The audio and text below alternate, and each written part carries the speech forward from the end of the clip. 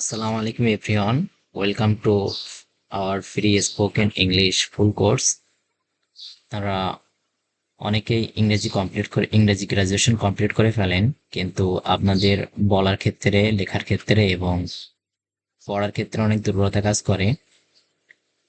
সেজন্য আপনাদের সুবিধার্থে আমরা নতুন একটি কোর্স চালু করতে যাচ্ছি, free spoken full course, English full course. এখানে আমরা ধারাবাহিকভাবে একের পর এক ভিডিওগুলো উপস্থাপন করব, যার মাধ্যমে আপনারা আপনাদের বেসিক দুর্বলতাগুলোকে কাটিয়ে উঠতে পারবেন।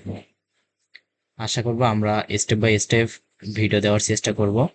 আপনারা ফলো দিয়ে, লাইক করে আমাদের পাশে থাকবেন। So let's start our today's class. প্রথমে আমরা দেখতে পাবো স্ট্রাকচার ক্লাস পার্ট অন।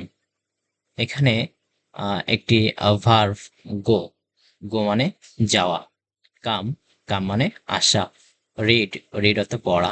এখানে আমরা দেখতে পাচ্ছি যে যাওয়া, আসা এবং পড়া এগুলো হচ্ছে অ্যাফার্মেটিভ, হ্যাঁ বোধক। যদি আমরা এখানে না বোধক চিন্তা করি, যেও না, আসো, এসো না, পড়ো না, তাহলে don't go, don't come, don't read.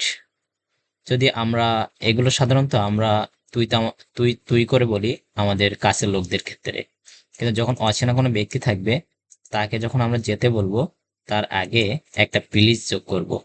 Please যোগ করলে আমরা তখন বলবো প্লিজ গো, আপনি যান, প্লিজ কাম, আপনি আসেন, প্লিজ রিড, আপনি পড়েন। এভাবে আপনারা বাকি ভার্বগুলো দিয়ে কমপক্ষে 20 থেকে 30টা সেন্টেন্স তৈরি করার চেষ্টা করবেন। যেমন এখানে আছে সিট, ইট, রাইট। দ্বিতীয় নাম্বার আমরা দেখতে পাবো যে গো টু মার্কেট, মার্কেটে যাও। গো টু অস্ট্রেলিয়া, অস্ট্রেলিয়া যাও।